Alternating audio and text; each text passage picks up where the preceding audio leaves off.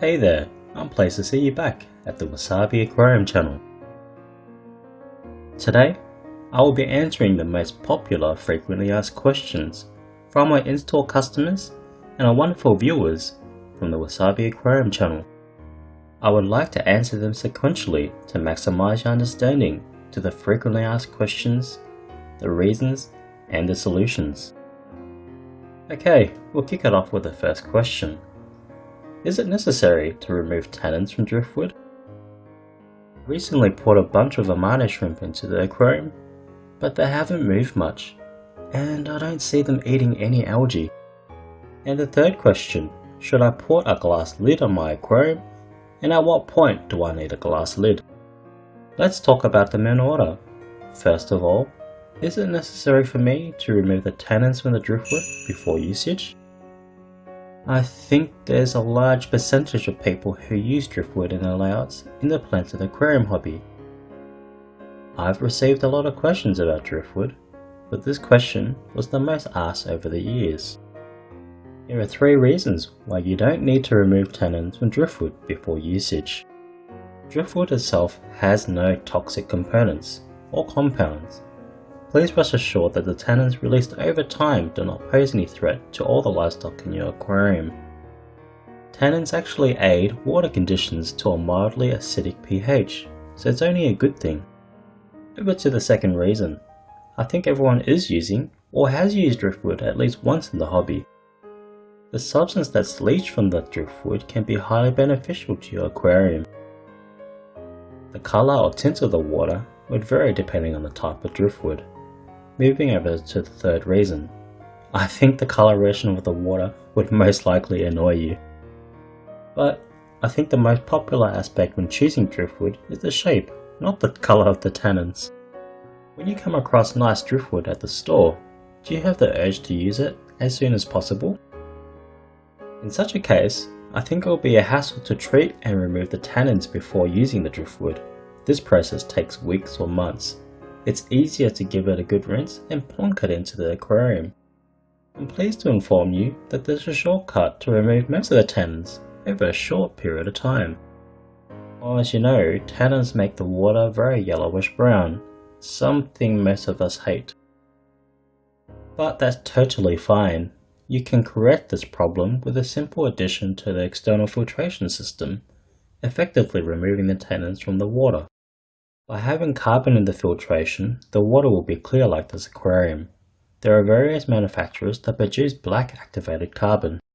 Any should be fine. I use 88Na carbon. It's a high-performing cylindrical carbon that absorbs more effectively. I haven't had any adverse problems in my years of experience by using activated carbon in the filtration system. It will help you immensely. It's extremely easy, isn't it? I'm sure that there are beginners who are using external hang-on-the-back filters on the aquarium. However, in such a case including submersible types, the space to add other media is very limited. It will be difficult to add a large amount of activated charcoal. If you are experiencing this problem, I think it's okay to use activated carbon in advance to remove the tannins. At that point, simply replace the carbon with biological media. I think this is the best way to remove tannins on the fly from driftwood. It is an easy alternative than treating it externally. I've linked the products mentioned in the description below. Next, second question. I just put Amano shrimp in, but they haven't moved or started eating since. Don't move, eat. This question stands out a lot for me. Well, you put the shrimps in, but they don't move or eat. And you're worried, and you don't know why. Well, there are 2 reasons for that. The water quality may be bad.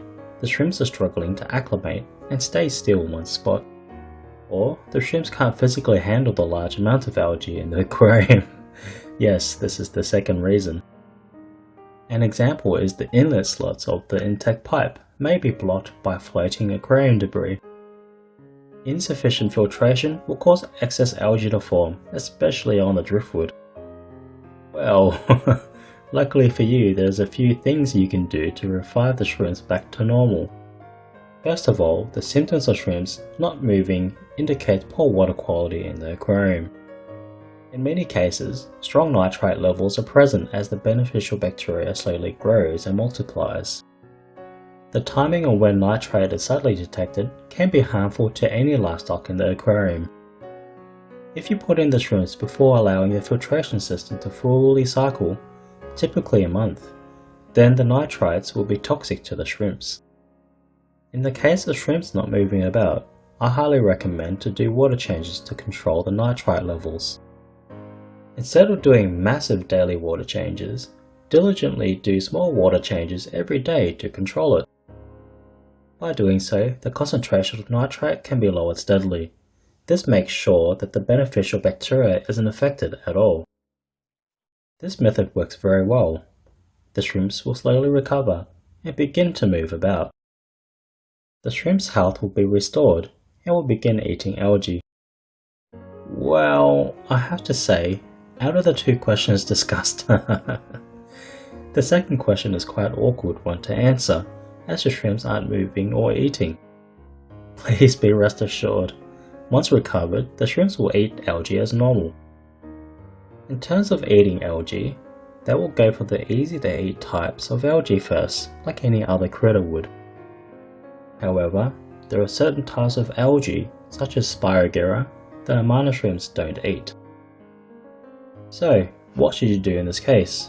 Your aim should be to weaken the algae first, since the shrimps won't eat that algae fresh, so to speak. This also avoids the need for a tank reset. The best approach is to turn off the aquarium lights, effectively doing a complete blackout for 24 hours, and therefore starving the algae of light.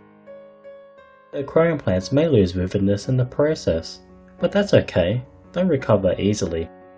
If that didn't work, then extend the blackout period a bit more. First of all, 24 hours will only weaken the algae. Of course, you need to stop the CO2. If you have CO2 on with the lights off, then it will cause many other problems. In the downside of a blackout, please only have the aeration on. Only at this point will the shrimps graze on the dead algae as decaying organic matter. Please give this a try, especially if you're experiencing the Amano shrimps not eating any algae or moving about. The last one, question 3. Should I put a glass lid on my aquarium?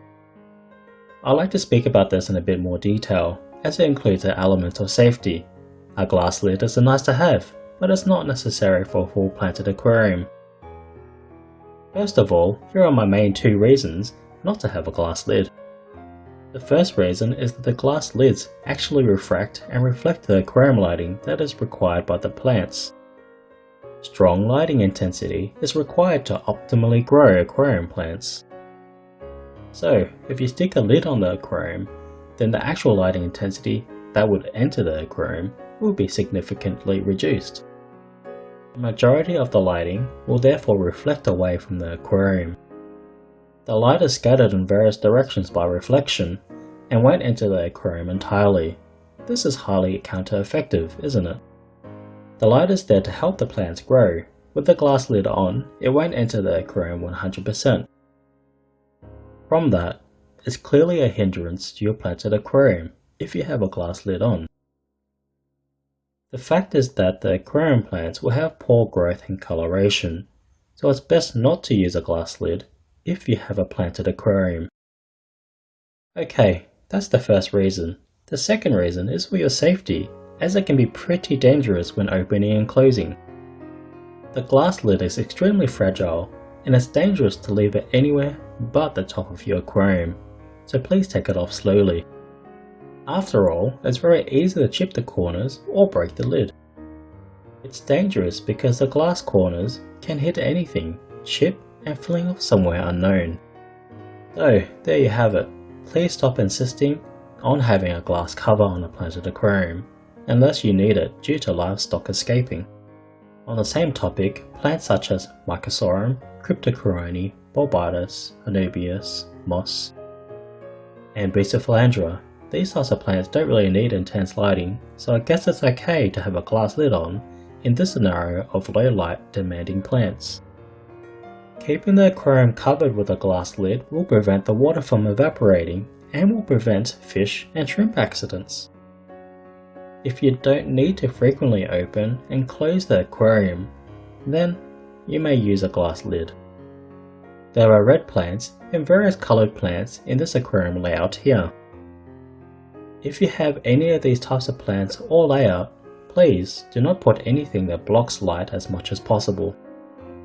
Alright, we spent a fair bit of time answering some frequently asked questions in a fair bit of detail.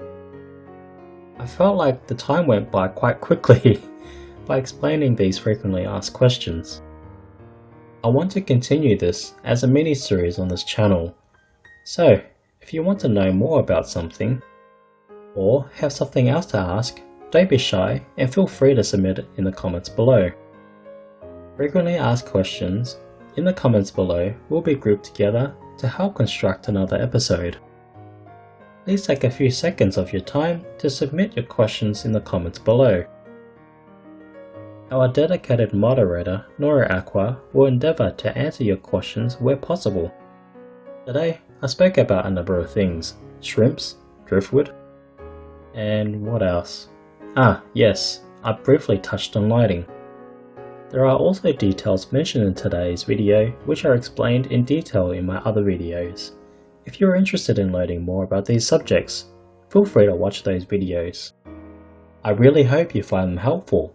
Also, regarding the related products introduced in this video, please see them listed in the description below.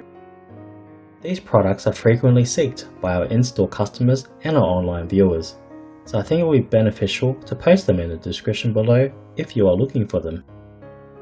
To help me out as much as possible, I'll be grateful if you like, share and subscribe to the WASABI Aquarium channel. Also, if you like this video, please leave a comment below to help motivate me further this channel. I'll end the video here. Thanks for watching, and bye for now.